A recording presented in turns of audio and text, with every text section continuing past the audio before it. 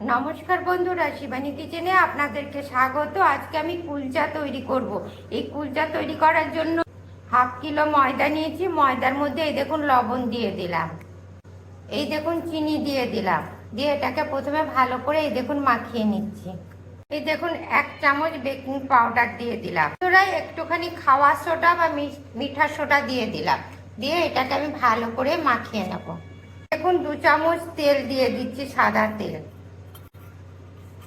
দিয়ে এটাকে আমি ভালো করে ময়নটা মাখিয়ে নিই। দেখুন বন্ধুরা, হাফ বাটি দই দিয়ে এটা মাখাবো প্রথমে। দেখুন বন্ধুরা, এটা হাফ মাখা হয়েছে, এবার এটা গরম দুধ দিয়ে মাখবো। এই দেখুন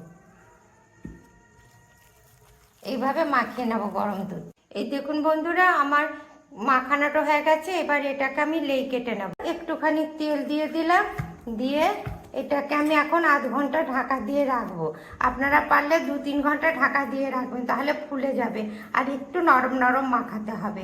এবার এটা আমি এই দেখুন বন্ধুরা, পুরো গোল্লা করে নিয়েছি। এবার সামান্য একটুখানি তেল দিয়ে দিলাম বেলার জন্য। খুব সুন্দর নরম হয়েছে, আমার ফুলে গেছে, দিয়ে এইভাবে বেলে নেবো। এই দেখুন বন্ধুরা, একটুখানি ধনে পাতা ছড়িয়ে দিলাম, দেখেছেন? এই দেখুন বন্ধুরা, একটুখানি কালো জিরা দিয়ে দিলাম, দিয়ে এই দেখুন পুরো বেলে নেব ভালো করে। এই দেখুন বন্ধুরা, বেলা হয়ে গেছে। এবার এটা আমি তাওয়াতে দিয়ে দেব। এই দেখুন বন্ধুরা, তাওয়াতে দিয়ে দিয়েছি। এবার এটা ঢাকা দিয়ে দিচ্ছি। দেখুন এক পাশটা কি সুন্দর ফুলে গেছে, দেখেছেন?